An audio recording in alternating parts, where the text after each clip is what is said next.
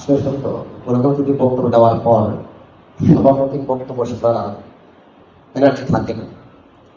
যেহেতু আমাদের মাঝে আজকে জেলা প্রশাসক মহোদয় উপস্থিত থাকার কথা ছিলেন এবং ওনার সাথে আলোচনা করেই কিন্তু আমাদের আজকের এই প্রোগ্রামে যাওয়া, এবং আজকে সর্বশেষ পর্যন্ত ওনার সাথে আমার যোগাযোগ ছিল, যেটা আমাদের ইউনো মহোদয় বলেছেন রাষ্ট্রীয় কাজে আকস্মিক বা ব্যস্ততার কারণে আসতে পারেনি। তারপরেও আমার অনুরোধ থাকবে ইউনো মহোদয় এবং আমাদের সুযোগবতী জেলা প্রশাসক শিক্ষা ও আইসিটি মহিদুল সাহেব, উনিও জেলা প্রশাসক মহোদয়কে আজকের এই পুরো অনুষ্ঠানের সারমর্মটা উনি অবহিত করবেন।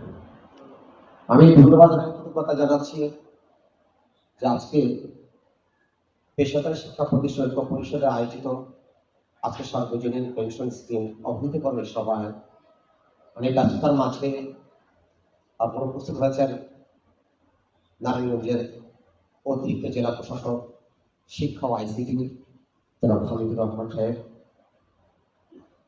প্রধান আলোচক হিসেবে উপস্থিত হয়েছেন নারায়ণগঞ্জ সদর উপজেলার নির্বাহী অফিসার জামদাদুল ইসলাম, বিশেষ অতিথি হিসেবে মঞ্চে আছেন ৮ নম্বর ওয়ার্ডের কাউন্সিলর এবং যিনি আজকের এই অনুষ্ঠানে অনেক সহযোগিতা করেছেন, আমি কৃতজ্ঞতা জানাচ্ছি রঘুনাথ আহমেদ, বেসরকারি শিক্ষা পরিষদের সভাপতি মুজিবুর রহমান সহ এখানে মাধ্যমিক স্কুলের আমার শ্রদ্ধাভাজন সামনে সারিতে সোনামধন্য স্কুলের প্রধান ব্যবস্থা আছেন। এছাড়া উপস্থিত আছে শিবগঞ্জের বেসরকারি শিক্ষা প্রতিষ্ঠানের সদস্যভুক্ত কিন্ডার গার্ডেন স্কুল প্রধান এবং শিক্ষক শিক্ষিকা বৃন্দ। আপনার দীর্ঘ সময় ধরে কথা শুনছেন এবং আমি খুব অভিভূত যে আসলে যে ডায়াস অডিয়েন্স যত বড়ই হোক, যদি সেখানে শৃঙ্খলা থাকে সেই প্রোগ্রাম অত্যন্ত সুন্দর এবং স্বাভাবিক ভালো হয়, সেটা আমি ফিল করছিলাম।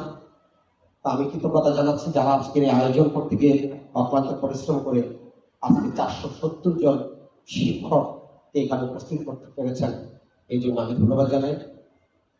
এখানে মূল মেসেজটা দুইটা বিষয়, যেটা আমাদের সহনীয় মহোদয় বলেছেন যে আমি আমার কথা যদি বলি, আমি আজকে আমার সাংবাদিকতার 30 বছর ইতিমধ্যে আমি পার করেছি, কিন্তু দিন শেষে আমি কিন্তু আমার হাত যতক্ষণ চলে ততক্ষণই আমার বেতন, কিন্তু চাকরিটা চলে যাওয়ার পর আমার আর কিছু পাওয়ার সুযোগ নেই।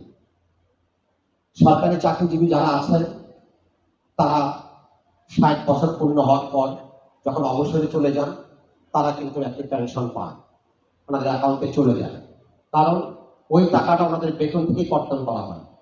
ওনারা সরকারকে সার্ভিস দিচ্ছেন বিদায় সরকার তাদেরকে সুবিধাটা দিচ্ছে। আমরা যেহেতু সরকারকে সার্ভিস দিচ্ছি না, এই জন্য আমাদের বেসরকারি যারা আমরা আছি আমাদেরকে একটা অর্থ জমা রাখতে হবে, যে অর্থটা আমার একটা নির্দিষ্ট সময়ের পর সরকার আমাকে দেবেন। তাহলে কি হল, সরকারি কর্মকর্তা কর্মচারী 60 বছর পরে উনি যে পেনশনের সুবিধাটা পাবেন, আমি যদি এখন থেকে শুরু করি আমরা যারা আছি আমরা সেই সুবিধাটা পাবো। এই ছিল আসলে মূলত মেসেজ। এই জন্য সরকার উদ্যোগ নিয়েছে যে শুধু সরকারি কর্মকর্তা কর্মচারী কেন পাবে, সারা বাংলাদেশের বাকি মানুষগুলো কেন পাবে না, প্রত্যেকে যাতে পেতে পারে এবং প্রত্যেকে যাতে সুবিধার মধ্যে আসে, এই জন্য পেনশন স্কিমের সুবিধাটা নিয়েছেন। এটা নিয়ে বিস্তারিত কথা বলেছেন, আমি আর এদিকে যাচ্ছি না।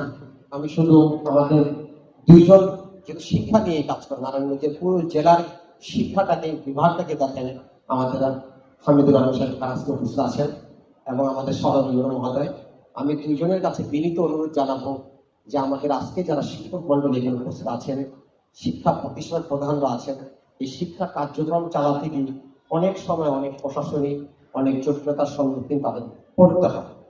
আমি আজকে আপনাদের কাছে অনুরোধ জানাবো যে আপনারা অন্তত যেন আমার অন্তত প্রিয় অনেক মানুষ এখানে আমার উপস্থিত, অনেকের নাম বলতে পারবো না, নাম বললে অনেক সময় লাগবে, তারাও আজকে এই ডাকে সারা দিহারে এসছেন, আমি তাদের কাছে কৃতজ্ঞতা জানাই। আর আপনাদের কাছে বিনীত অনুরোধ যে তারা তাদের স্কুল এই প্রতিষ্ঠান চালাতে গিয়ে যে প্রশাসনিক কোনো ঝামেলায় কোনো সমস্যার সম্মুখীন হলে অগ্রাধিকার ভিত্তিতে যেন সিদ্ধিরগঞ্জের শিক্ষা প্রতিষ্ঠানের সুবিধাটা পায়, এটা আপনার দুজন দেখবেন, এটা আমার বিনীত আপনাদের কাছে। শিক্ষার ক্ষেত্রে শিক্ষার জায়গায় আমাদের শিবগিরিগঞ্জের অনেকগুলো স্কুলের ঐতিহ্য আছে, যেটা আপনি খাতা কলম দিকেই ঢুকবেন তারা চেষ্টা করছেন। আর যেটা আমার সভাপতিও আমাদের বলেছে যে এতগুলো কিন্ডার গার্ডেন এখানে আছে, শিক্ষা দিয়ে যাচ্ছে, যদি সরকার যদি প্রাইমারি স্কুল যদি করতে হতো, অনেক টাকা, অনেক শিক্ষক নিয়োগ, অনেক বড় একটা খরচ হলো। সেই খরচটা যোগান দিচ্ছে কিন্ডার গার্ডেন এবং ছোট স্কুলগুলো, এবং তারা সকল কাজেই ব্যবহৃত হচ্ছে সরকারের। আপনার নির্বাচনের কাজ থেকে শুরু করে প্রত্যেকটা কাজে, এবং তাদের প্রতিষ্ঠানটাও নির্বাচনের সময় ভোট কেন্দ্র হিসাবে ব্যবহৃত হয়। সব করছেন, সরকারি বইও তারা পাচ্ছেন, শুধু বেতনটা তারা পাচ্ছেন না। তাদের তারপরের বিষয়টা হলো এরকম যে তারাও চাচ্ছেন সরকার যাতে তাদেরও একটা নীতিমালার মধ্যে নিয়ে আসে, এবং তারা ইচ্ছুক একটা নীতিমালার মধ্যে যেতে, সেটা যেন সয়নশীল এবং সুন্দর যেন হয়। আপনাদের কাছে দিনের কাছে অনুরোধ থাকবে যে আজকের এই অনুষ্ঠানে ওনারা এসছেন, অবশ্যই আজকে শিক্ষা প্রতিষ্ঠানের শিক্ষকরা যেহেতু আছেন, প্রত্যেকে একটি পরিবার, একটা কর্তা ব্যক্তি, তারা যদি আজকে এটা ফিল করে, উপলব্ধি করে যে এটা আসলে করা প্রয়োজন, তারা আমার মনে হয় আজকে এখান থেকে তাদের স্কুলে তাদের সহকর্মী শিক্ষক শিক্ষিকা যারা আছেন তাদেরকে যে তারা প্যানেশনের অন্তর্ভুক্ত করেন, এটা হবে আপনাদের জন্য সবচেয়ে বড় একটি প্রচার, যেটা তারা করতে পারবে বলে আমি বিশ্বাস করি। তা আপনাদের কাছে আবারও শেষ অনুরোধটা এটা থাকবে যে আপনাদের এই শিক্ষক শিক্ষকের স্কুল শিক্ষা প্রতিষ্ঠান যারা আছেন, হয়তো আপনাদের সাথে যোগাযোগ করবে, যাবে সামনের দিনগুলোতে অন্তত উপজেলা প্রশাসন, জেলা প্রশাসন দুই দিক থেকেই যেন তারা কখনো যেন কোনো সময় হয়রানির শিকার না হয়, তারা যেন সবসময় সুযোগ সুবিধাটা তারা যেন অগ্রাধিকার দিতে পায়, আশা প্রত্যাশা আপনাদের কাছে রাখবো।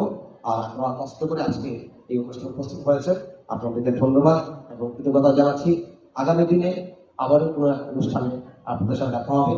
আর যারা আজকে শিক্ষকের এই সকল শিক্ষক বৃন্দ এখানে উপস্থিত হয়েছেন, আপনাদের কাছে শ্রদ্ধা জানিয়ে আপনাদের সুন্দর ভবিষ্যৎ, উজ্জ্বল ভবিষ্যৎ আপনাদের স্কুলের আরো সুনাম বয়ে আনবে, আপনাদের সুস্বাস্থ্য কামনা করছি। নিরাপদে থাকুন, এই আশা ব্যক্ত করে আমার বক্তব্য শেষ করছি। আসসালামু আলাইকুম ওয়া রাহমাতুল্লাহি ওয়া বারাকাতুহু।